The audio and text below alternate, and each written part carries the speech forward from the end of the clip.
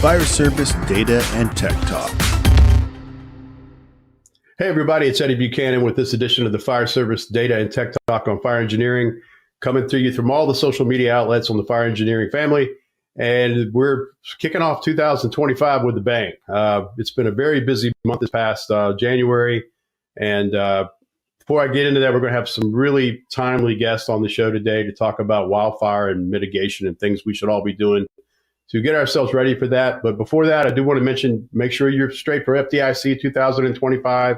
The registration's been open for a while now. Hopefully you can still get in and get to the classes that you want to participate in. I'll be doing one, operationalizing data in the fire service. I'll be out there. I think that's on Monday, if I believe. And be sure you get registered for that. So don't wait, and get your travel plans, all that straight. So for this month, we saw some unprecedented wildfire situations out on the West Coast, and we've started to notice this to be a broader problem across the United States. And the thing that struck me when I went to school back in the day, kind of the benchmark of big fires was the Great Chicago Fire, where they talked about Miss O'Leary's cow kicking over a lantern or whatever the heck happened over there. But when you look at that was kind of always the historical big fire that we kind of base things on. And when you look at the scope of the fires in California this past month, that just dwarfs that, not necessarily in fatalities, but in scope and just the amount of things that were consumed in that fire, just off the charts. So I wanted to grab some experts, some friends of mine that work in that space, that can give us some advice for those of us like me that are in suburban United States, where we might kind of know what a WUI is, and we've probably been to a brush fire too, but we've never seen anything of that scope. What should we be doing at an operational level to get our act together so that we're better prepared for those things and learn from the lessons from the folks out on the West Coast? So with me today are my guests. I've got Anthony Schultz from ESRI. Anthony, welcome to the show, man. Thanks, Eddie. Thanks for having us. Tell everybody a little bit of background about what you do at ESRI and where you're coming from.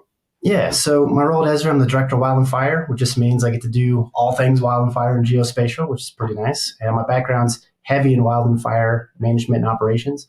I was the assistant state forester and fire management officer for the state of Wyoming for about 6 years, which is great because you get all the cool toys, right? You get the planes and the helicopters and the engines and things, but then you also have to go testify to state legislatures why things are so expensive. I did that same work for the state of North Dakota for a couple of years and bounced around the federal government before landing here with ESRI. Awesome. Well, welcome. I appreciate you taking the time to be on the show. And Braniff Davis. Braniff is from down in Austin. Welcome, Braniff. Tell us about yourself and what you guys are doing down there in Austin. Thanks, Eddie. Yeah, so I am the senior geospatial analyst over here at the Austin Fire Department, specifically in the wildfire division. So we're kind of unique over here in Austin Fire, where we actually have a division dedicated to wildland fighting. So for me, I've been in the GIS space for over 20 years now, bouncing in and out of various local government jobs. And I did some wildfire meteorology research out in California about a decade ago over at San Jose State University. And so that's kind of how I got into the wildland world here. And after that, I've been here with AFD for about 3 years now. So I do a lot of the geospatial analysis that we have in regards to a wildfire risk here in Austin. So determining, what wildfire risk is in communities, helping us get ready for situational awareness and the event of a wildfire and potential evacuation. So basically anything you can think of that has to do with a map and a wildfire, I get to do over here in Austin. Awesome. Yeah, I saw you on the news, man. That's how I tracked you down. Saw the news story that you recently had done on the local TV there. So you guys are doing some pretty interesting things that I want to talk about today that we can share with folks on how they can better prepare. Anthony, give us like the State of the Union. Like we've made progress enough to that we understand what a WUI is, I guess. Right? I think, at least I do, and I'm a pretty suburban kind of fella. So, where are we at in the game? Are we making progress in wildfire prep, or are we just getting started? Just put our toe in the water, kind of thing. Yeah, I'd like to say we've made a lot of progress, but still, I fear that not everyone understands what WUI really means. Traditionally, we think of a book definition would be where the built environment meets the natural environment, right? But that can look a lot of different ways, I think. And I don't know if folks quite really truly understand that they might be living in WUI. What I mean by that is, I think back to a couple years ago, the Marshall Fire outside of Boulder, Colorado, where we lost over 1,000 structures.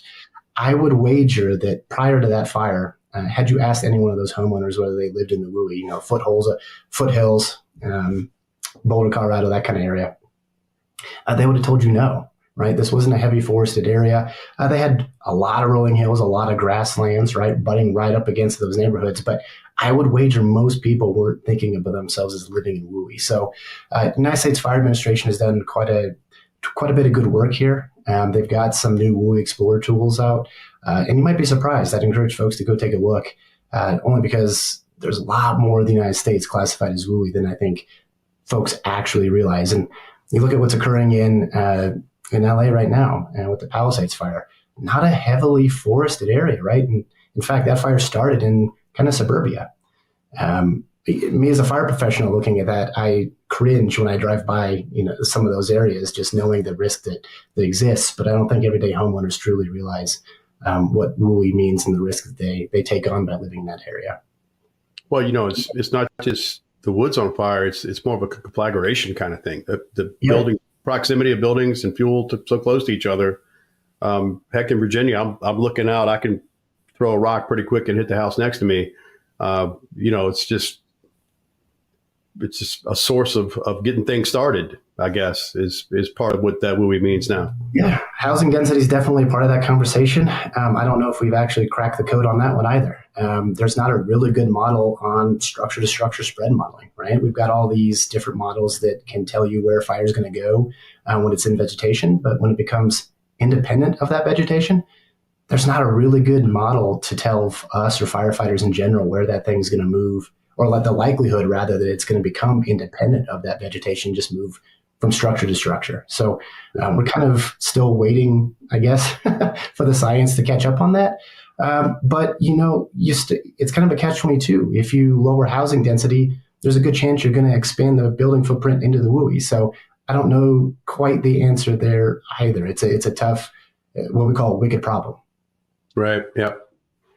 Well, we're going to hopefully get some advice for folks. If you're listening to this and you have structures that are close enough to have that kind of horizontal spread, you definitely want to be paying attention. So hopefully we'll be able to share some lessons today to better prepare for that. Braniff, tell us what you did. What's going on in Austin? I mean, you guys were on the news down there for doing some really cool things, as far as being progressive and being as prepared as you can be. To do that. So tell us about, what's underway there in Austin and what technology you're using. How's it working out?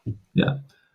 So just a bit of background for, Austin and Central Texas, because I think a lot of people don't initially think like, Central Texas, do they have a wildfire problem? We had a really large wildfire event back in 2011. It was a very dry, very hot year. And so there were several fires in and around Central Texas. Austin had a handful of sort of smaller fires, right? Like we don't really see kind of the fires you typically see out in California, right? Where it's going to be thousands of acres burned over the span of several days. We kind of get more short-term fires, right? So a fire that maybe lasts like 24, 48 hours. But because we have so many communities that live in the WUI, right? If we get one of those fires, it has the potential to burn a lot of homes very quickly. Right. And so that's kind of what we try to prepare for over here in Austin.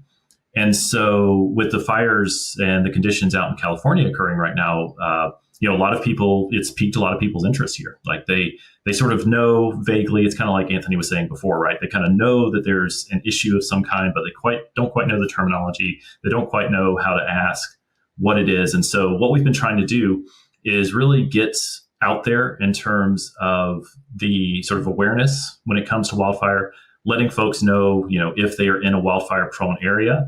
And that's kind of where the wildfire GIS comes involved, right? So we've done some extensive risk mapping for Austin and Travis County, which is the county that we're in. And we have available a tool that we just call, what's my wildfire risk? So someone can go to our website, atxwildfirehub.com. They can type in their address, and it'll tell them if they live in a low, medium, high, extreme risk for wildfire area. And once they understand that, from there, we have different resources set up to help them not only understand what that means, but also get them ready in the event of a wildfire, right? So we do all sorts of evacuation pre-planning. We put together what we call ready, set, go guides, right? Those guides that help people prepare in the event of an emergency, not just wildfire, right? Like sort of an all hazards scenario where they just need to get out and they need to get out fast. So we prepare that kind of materials for them. And something else that we do here that we've really ramped up in the last few months is our home ignition zone evaluations of structures within the community. So any homeowner can contact us via our website, and we can send out a certified person that can go out, take a look at your home, looks at everything on the outside, looks at the roof, and gives you recommendations to use to harden your home in the event of a wildfire, right? And these things are pretty straightforward and usually minimal cost, right? We're talking pretty simple stuff like cleaning out your gutters frequently, putting up fine mesh on any sort of vents or anywhere that embers could potentially enter the home, right? So we go out there, it's completely free of charge. And that way, we try to provide some peace of mind to our residents that are, a little concerned, especially with everything going on in California, right? Just to give them sort of, some peace of mind, right? To have someone come out that knows what they're doing and help them figure out what they can do to harden their home in the event of a wildfire. So that's just a sample of what we're doing out here. Well, that's an opportunity to interact with the public too. So you can maybe get an interior fire safety plan while you're there. You maybe tell them about what your budget needs are. There's lots of opportunity to interact in that environment. Yeah. And, and you guys know this as well, right? Like, and a lot of listeners, like someone shows up, wearing the patch, right, to someone's house and talks them through what's going on. It really provides a lot of assurance.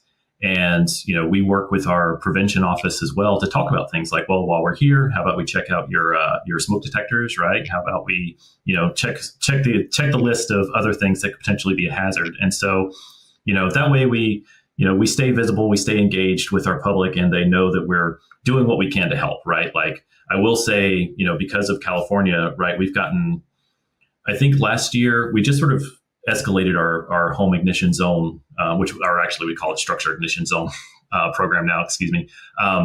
We maybe got about 100 requests in all of 2024.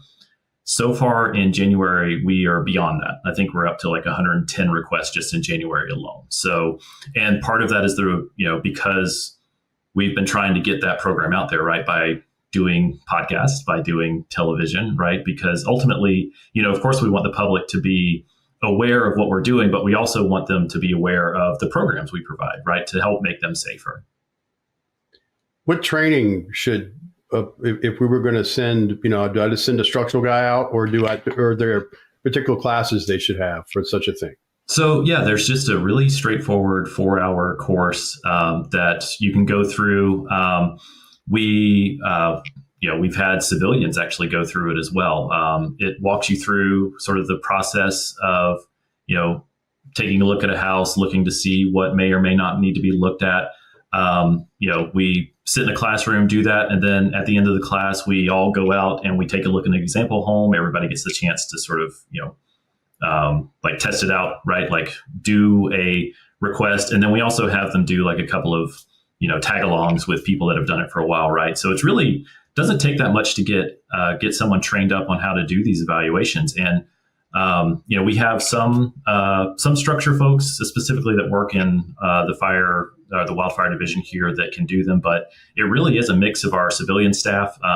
Within our division, we have about 10 or 11 civilian staff that are all trained up on how to do those assessments. And also, I think we've gotten up to the point now where we have a pool of about 50 civilians that can also do this as well, just outside of the department, right? Like we have a lot of folks engaged through their communities, a lot of Firewise communities we have here, right? Which for those of you that don't know, Firewise communities are those that have sort of collectively gotten together to prepare their communities in case of a wildfire, right? And so a lot of those people are already invested as it is. And so we say, hey, would you mind doing this? Because not only could you assess your community, but you could help assess the adjacent community as well, right? And so our civilians are, the people that we serve are really, passionate about this and really want to be engaged and help and get the word out there. And so, they've been a valuable asset in this whole process. So we have them going out doing these assessments just like we are from our office all the time.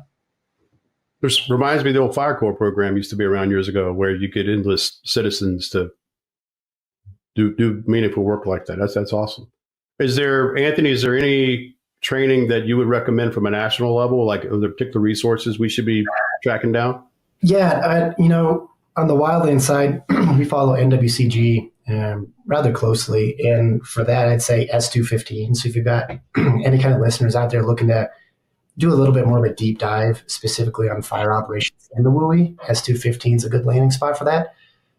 Typically, you don't get access to that S course till you're going after task force, strike team leader, for those that understand what that is. But if you can swing it, I'd get into one of those S courses. And Eddie, I don't know, Braniff, you might disagree with me here or be able to flesh this out, but I feel like there's probably a bit of a gap in responder training when it comes to actual WUI operations. I mean, S215 is great, but that's definitely wildland fire focused.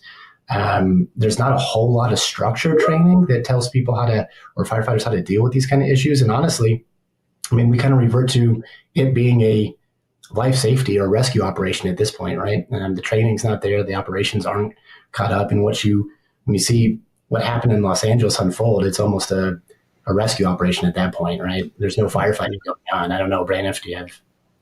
Well, it's kind of important that you mentioned that, because that actually brings me to another piece that we're doing out here in Austin in terms of our training. So kind of along the lines of 215, we teach here, we actually just got done teaching it.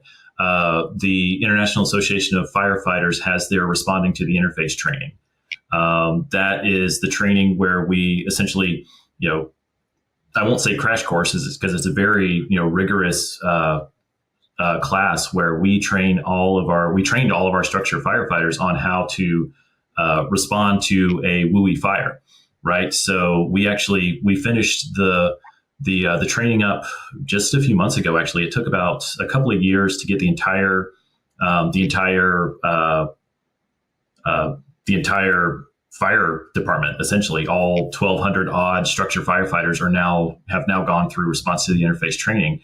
And as far as I know, we're the only or one of the few municipalities. I know we're definitely the largest, but one of the few municipalities in the country that have done that.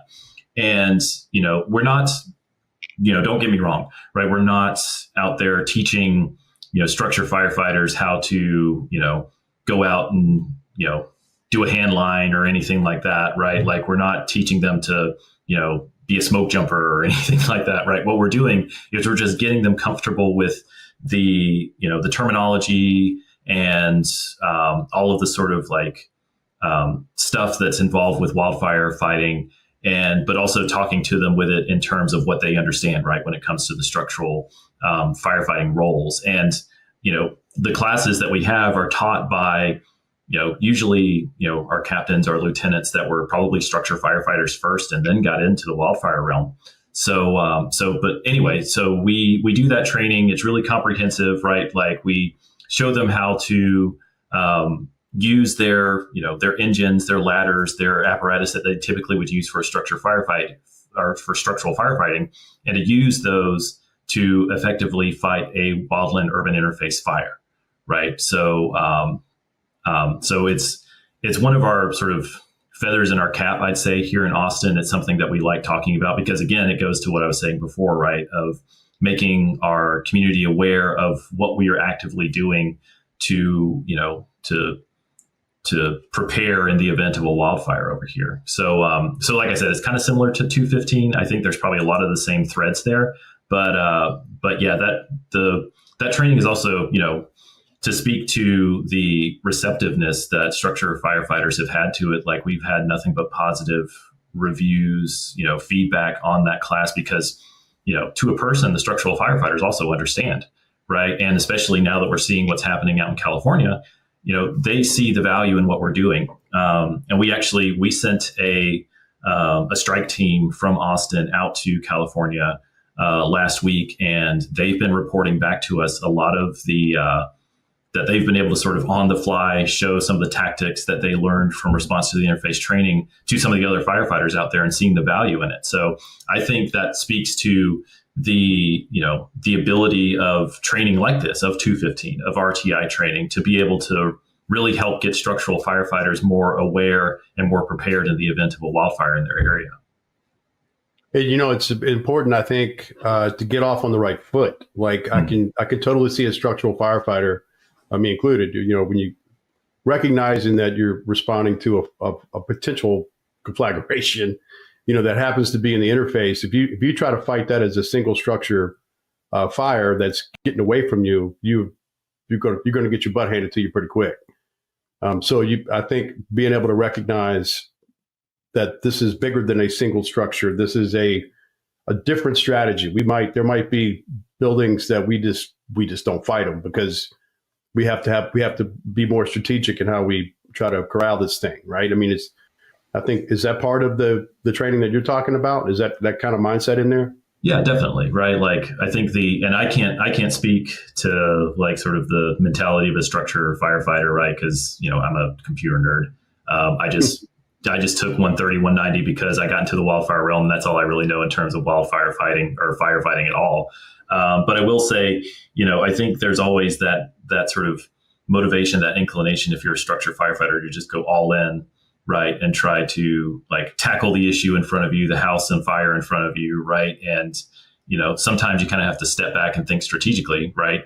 And, I think I would say this training that we've done, kind of helps them understand that, wildland firefighting is a completely different animal, right? And sort of once you are able to get that piece going in your brain, then, you can deviate, you can, think on your feet, you can never fully separate the structure firefighter from the wildland firefighter, right? But you can at least sort of understand that you have to adapt and change your tactics slightly in this environment.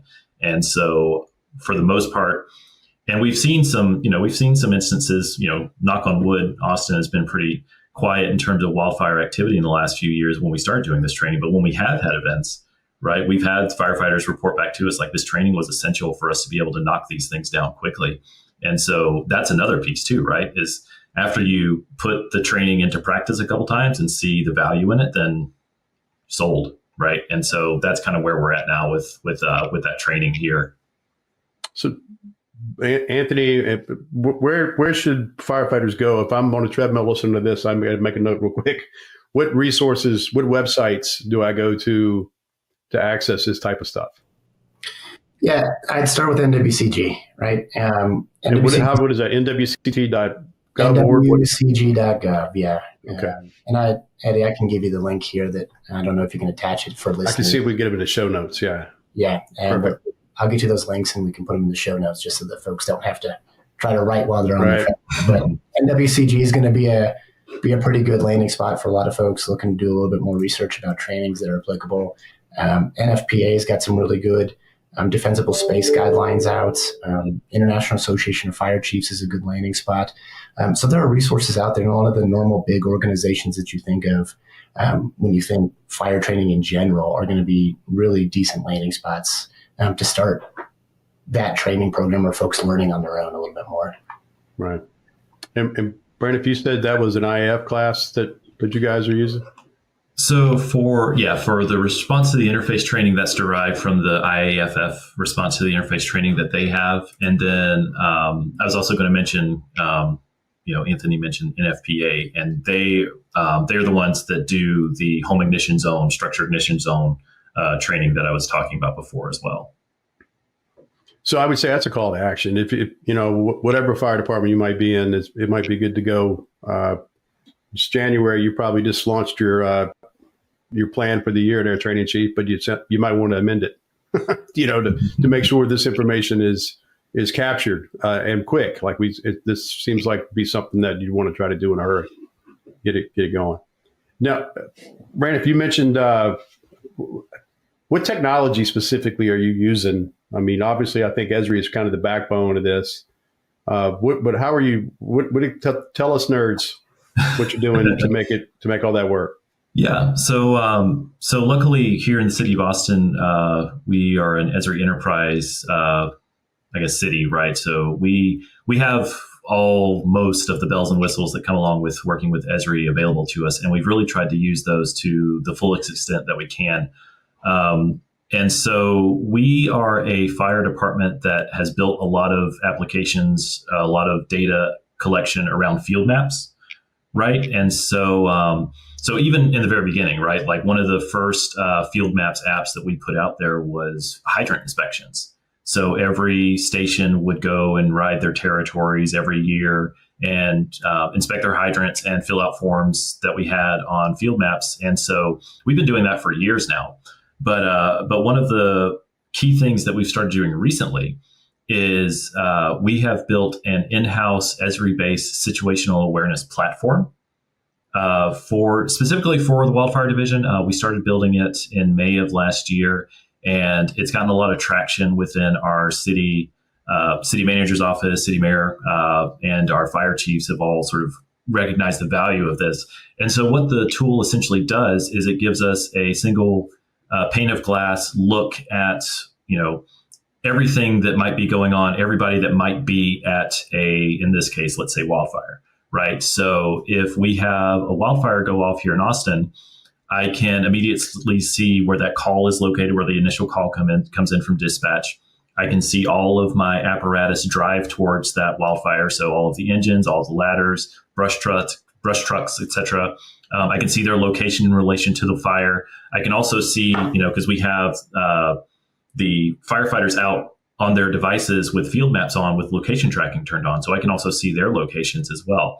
And so what this does is it gives us a full view of everyone and everything that's out at a fire, right? And so not only can I see them in the event that something happens, right? If we have like a sudden shift in winds and the fire starts heading in a different direction, I know that, brush truck 46, you might need to head north, the head fire's coming your way. But it also allows them to collect data for us. So at any given time, a firefighter can pull out his phone and say, oh, I've got a hazard tree right here, right? Oh, there's a spot fire over here. And they're just collecting those data points for us. And while they're doing that on their devices in real time, we're looking at dashboards, in the emergency operations center or in our office, and looking at all this in real time, right? So the idea being that, while they're collecting the data, while they're out there moving around, we can see what's going on, at the incident command or in our offices, and sort of help know where resources need to go, right? So we've been building that out with a lot of help from ESRI in the last few years. Like Anthony and I have come to know each other very well just because of all the help that Anthony's been providing me on this over the last year. And it's, it's one of those things too, where, there are a lot of third-party vendors out there that do similar things. But one thing that this affords us doing it this way is to actually work directly with the firefighters that are within our department, right? So I can build an application, build a map, take it out to station 46, which is the station that my office is connected to, right? Go chat with those structure firefighters, those day-to-day guys, and say, hey, test this out. Like, does this work for you? Is this too much to deal with if you're on an incident? Is there anything else you need here, right? So we really get to cater it specifically to the needs of the firefighters that are actually out there doing the work. And I think that makes us sort of unique versus some of these other applications that maybe don't get that sort of instant feedback, I guess, that I get from firefighters, for better or for worse, But yeah, so that's kind of the big sort of piece that we've been using just in the last few months with ESRI. And as I mentioned before, it's gotten a lot of eyes on it. And so we're trying to expand it out to be an all hazards platform. So, hazmat incidents, what we're calling rescue task force, which is, if there's, let's say, an active shooter, or there's a person or persons lost in the greenbelt here in Austin, or if there's a flood, right? So basically any hazard that you can think of that could happen in a city like Austin on a day-to-day basis, we try to pre-build a map for and have, everything ready to roll so that once there's an incident, firefighters can use these tools, are comfortable with these tools to be able to pull it out while there's something going on, while they have a million things going on, but they're already trained to also know, hey, I need to do some data collection, right? Like we're trying to get that level of familiarity up with our firefighters right now, and hopefully get it out also to EMS, APD, right? Like all of our sort of first responder agencies that we have here in the city. So it's been a really interesting project. And it's always kind of fun to see, because, firefighters are kind of, for the most part, they're all nerds at heart too, right? Like they might be a little stubborn about it at first, but they, if you can show the value in something, like data collection, playing with something nerdy like field maps, right? Like going in there and drawing polygons and lines and that type of thing. If you can show them that it's pretty intuitive and also show them that it's really useful for them in the event of a fire, of a hazmat spill, whatever, then they buy in, right? And so we're really appreciative of the firefighters providing their input and also, buying into what we're trying to build for them. You mentioned the location, firefighter location. How is that? Is that in a radio or using some other device, or how are you tracking them? Yeah. So currently we're using in that Field Maps app on their phones, right? They take their phone off of the ladder, off the engine, and it's just using the GPS on that phone to track their location. So once they arrive to an incident, they can turn it on, or it's geofenced, so it automatically turns on if they get within a certain distance. So we currently are using that now. We're also looking into potentially pulling in the GPS from radios. We're going to be updating our radio system here in the city in the next couple of years. And so potentially being able to take that in as well, right? Because that's sort of a passive GPS location we could get for anybody that has a radio out at an incident. So, but that's sort of, in the long term. And what is that, a iOS or an Android? What kind of devices are you using? Field Maps operates on either platform. So okay. I will say that the city here we predominantly use iOS and Apple products, but yeah, like there's, ESRI has built a lot of their mobile applications. I mean, this is Anthony's playground, but right, like have built all of their applications to be iOS and Android friendly. What do you think, Anthony? Was this give us like the scope of what's possible with these tools he's talking about? I mean, so Braniff, you're far too kind. Thank you. But I think what Braniff has built for the city of Austin's fantastic. And it really kind of mirrors and extends upon some of the capabilities that we use nationally. So and I'm going to paint with a broad brush here, Eddie, but basically any of your listeners that participate within or with wildfire suppression at all in any way, shape, or form have access to a multitude of the tools right now, today, for free, that Braniff just mentioned. That is housed within the National Interagency Fire Center, or the NIFC org. It's a national ArcGIS Online instance that NIFC has set up.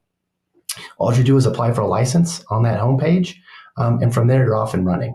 So if you show up to an incident, you can start making maps. They do require that you have a base level of certification to actually manipulate some of the data within the org, but by and large, a lot of that is free for folks to either gain those qualifications, attend those classes, or utilize some of the basic applications in that org. So any of the maps that you were seeing come out of the LA wildfires, or any of the wildfire maps that you see in general, typically those are kind of submitted to the NIFC org in the polygon of that fire, right? So that's what's driving that. Every firefighter in the country has the ability to put field maps on their phone, go out and start collecting data on a wildfire, right? So it doesn't matter if you're online, it doesn't matter if you're offline.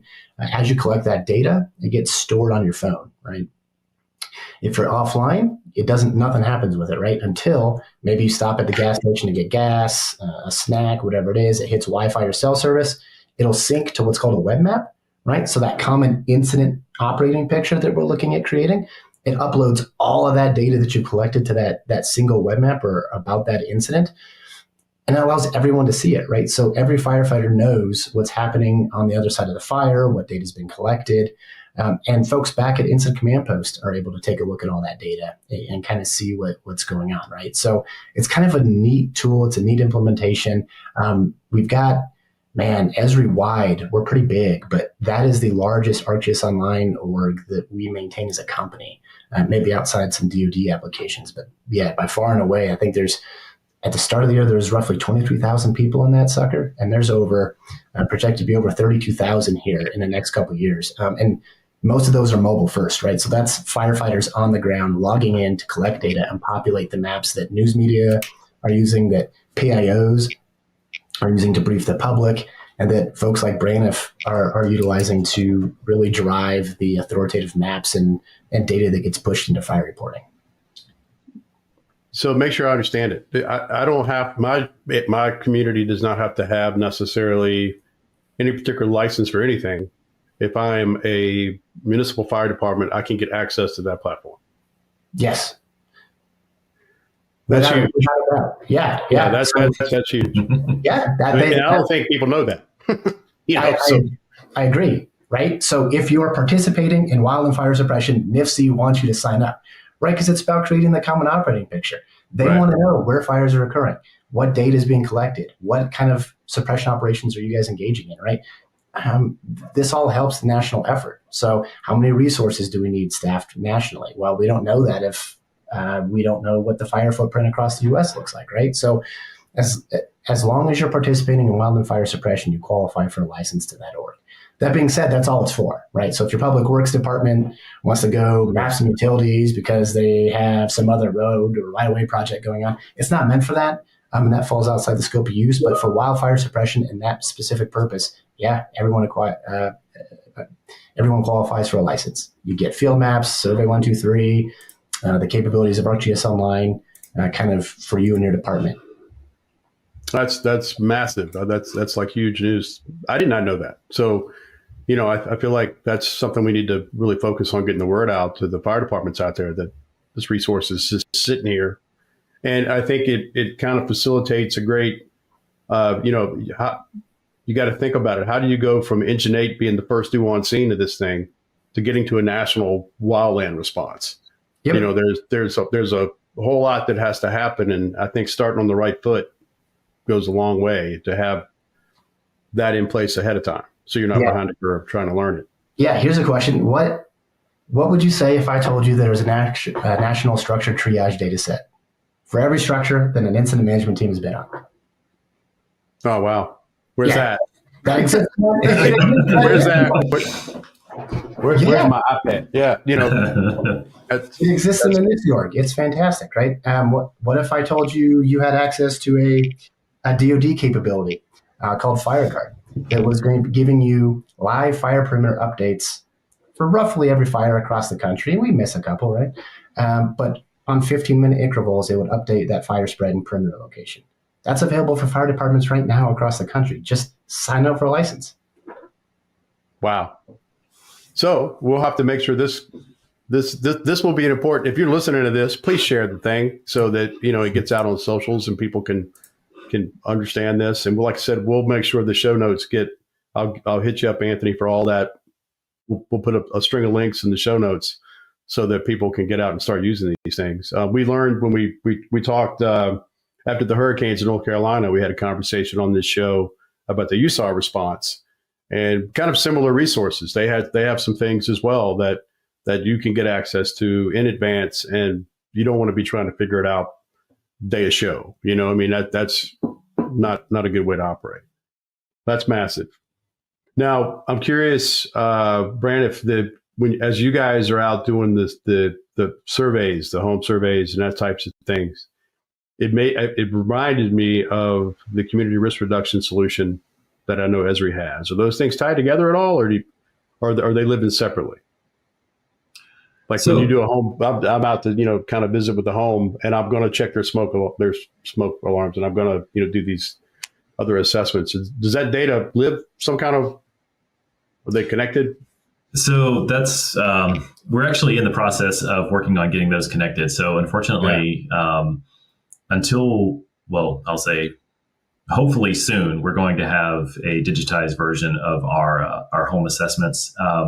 For years, we've just been putting pen to paper, right, and then handing the homeowner a paper copy of that. So, but we have been very aware that we need to that's a piece in our process that we definitely needed to upgrade and get with the times, essentially. So Bailey just rolled that out a few months ago, I guess. Yeah. So we've been doing a concerted effort to try to get to the 21st century when it comes to some of our stuff like that.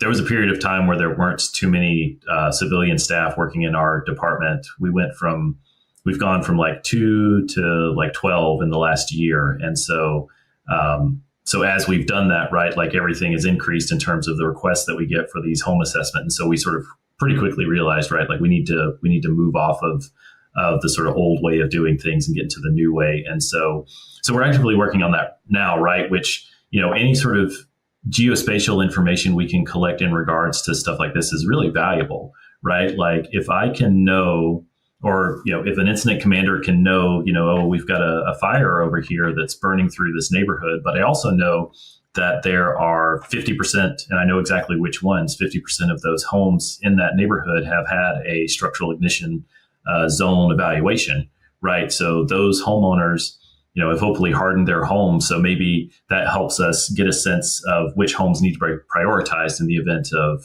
a fire. And that's something we've kind of also seen out in the strike crew or the strike team that we have out in California right now has come back and told us that there are, they've seen evidence of homes that did some structure hardening, did some assessments, and did the little things that you can do to help prevent, a wildfire from taking your home. They've done that. And, there's never 100% success rate on this type of thing, right? But it makes it highly, a lot more likely that the home could potentially survive, with minimal impact if they go through these processes. So we're kind of using that as an example to further our outreach right now with the program, right? And so we've got a juggling act going on with this thing, right? Where we suddenly have all these different requests coming in. We want to meet those requests. We have the manpower to meet those requests. We just need to modernize the request process a little bit. And so we're working with ESRI. We're working with a couple of other organizations to streamline that process and make it easier. I will say we do use within our ESRI website, our ESRI hub that we use, we have a pretty simple survey 123 that homeowners can go to and fill out. And they can let us know where their home is and, if they want a home request. So they can fill that out really quickly on our website. That gets sent to our Firewise community guys, and they can go out there, within like a week and do that assessment. Wow. Amazing. Yeah.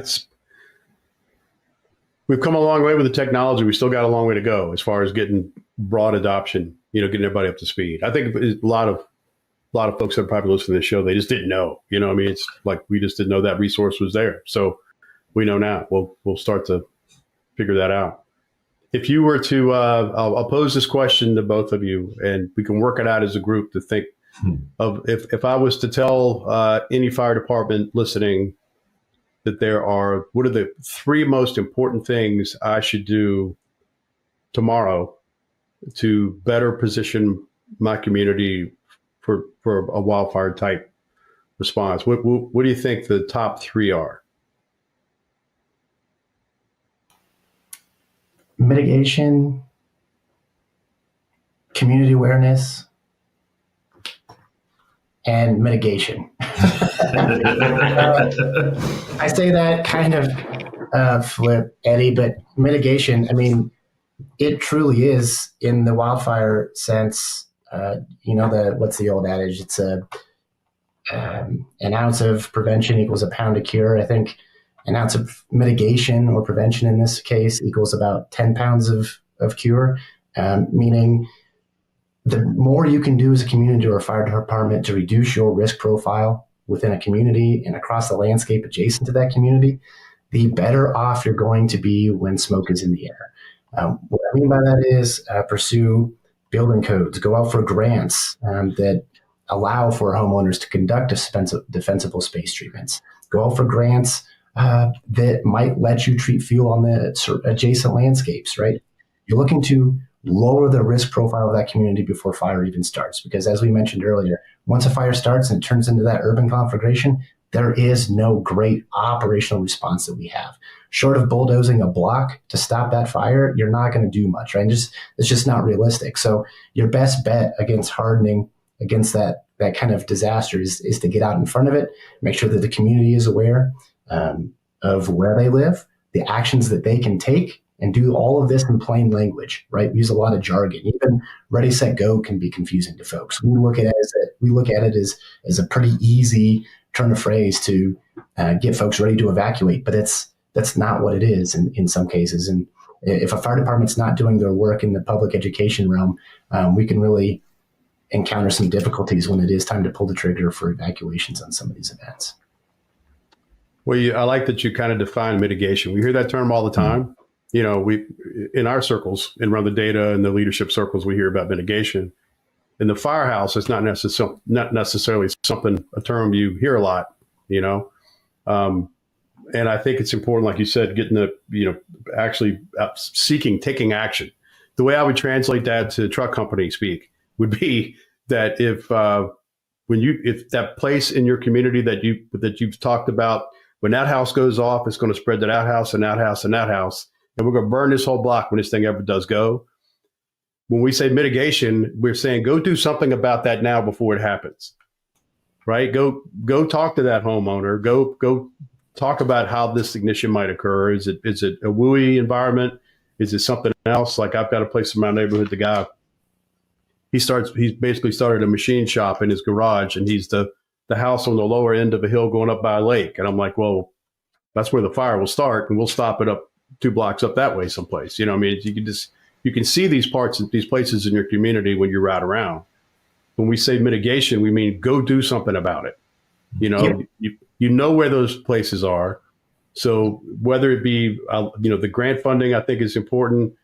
Mostly just getting out the rig and talking to the homeowners and the property owners to, hey, this, we could see it. We were just kind of checking it out. I can see a homeowner go, what you doing here? Well, we were just looking at this risk. We were kind of worried about how this might go if we had to come respond to this and start having a conversation with, property owners, homeowners. Yeah, be honest about it too, right? We can't save every house and we can't save everyone every time. Right. And is not to be grim about it, but we don't have enough engines. There's not a city that has enough Type 1 engines to park in every driveway, right? Right. And that is the reality of the situation. And so the more you can do to front load the work, the better you're going to be when it comes to response time. Braniff, did you have anything that you think we're missing? We've got mitigation, community awareness, and mitigation. I mean, if you'd asked me that question first, I think my 1 through 3 would have been community awareness, mitigation, community awareness, right? Mm-hmm. Because, I would say our biggest challenge here in Austin is just getting people to understand the risk, right? Like if I were to tell people that live in Austin, hey, did you realize that Austin ranks 5th in major cities in the country vulnerable to wildfires? To a person, right? They'd have no idea, right? And even within our own city, right? Because for those that aren't familiar, Austin is kind of a tale of two halves of a city. On the western side, right, we have more topography, we have more, ash juniper, oak trees, and that's the area that's traditionally seen as sort of the high risk to wildfire area, right? Because it's sort of that classic look that you see out west. When you see videos that we're seeing out in LA, it looks very similar to West Austin.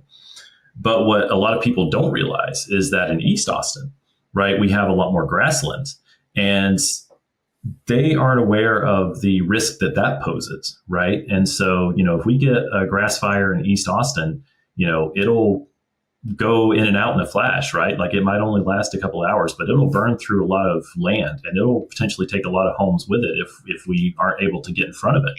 And so that component is one of the most sort of important ones that we deal with day to day within our department, to the point where our city council is actually, mandated, given us metrics by which we have to measure our ability to get out to the community and make them aware of the problem here. And so, if you were to ask me, what's priority number one for the civilian staff anyway within Austin Fire Department, it's getting people, on the same page in terms of the awareness in Austin. Because if we can get that, then everything else becomes easier to manage, right? It becomes easier to sell the idea of mitigation in the community. It becomes easier to sell the notion of, evacuation planning and putting it together, those ready, set, go guides, right? Like to do all the things that you need to do. First, we have to get the buy-in, right? And I think being honest, but also, without, hopefully without a little fear mongering, right? Because I know within our community, especially in wildfire, right, we see things like what's going on in California right now, and people's first instinct is like, oh, like, what am I going to do? It'll be a disaster, but there are things we can do to mitigate it. But, like Anthony said, like we can't protect every home, we don't have the capability to put out 100% of the fires, but with your help, right, with the community's help, with a little bit of work on your side, working in conjunction with us, with the fire department, we can hopefully, when that wildfire comes, have some strategies in place, have some mitigation, have some home hardening done in order to minimize the impact of the fire. Right. We try to let folks know that we're all in this together. Right. Like one of our sayings around here is wildfire is everyone's fight. Right. And if we can get that message across and get people to buy into that message, then it makes it a lot easier to get ready, and hopefully, once we actually have an incident, whenever that happens, because another saying that we have around here all the time is that it's not if but when we get a wildfire, right? So when occurs, when we actually get that wildfire, we're all as prepared as we can be in that eventuality. Well, I think every fire department in the country should be leveraging the news cycle right now, because it's so top of mind. People are just talking about it at the water cooler and stuff. And I think we would be doing our community a disservice if we didn't get out there, go bang on the PIO's door. You need to run a story of, to get to at least raise some community awareness, because, if you're in Arkansas somewhere, you probably, well, that's in California. That's problems they deal with. And that's not the case. Everybody, we've discovered pretty quick that everybody's vulnerable to this threat. And there's resources there for you that you guys have turned us on to that I think are going to be massive. So yeah, there's no reason that you shouldn't be talking to your local media right now. And I think it's important to say, like you said, if we were to have a wildfire here, particularly like out here on the East Coast where I am, we might struggle a minute to get up to speed to run as fast as we might need to, because it's just not something we have a lot of experience with. But apparently it's something we'll be dealing with for a little while at least. So, Yeah.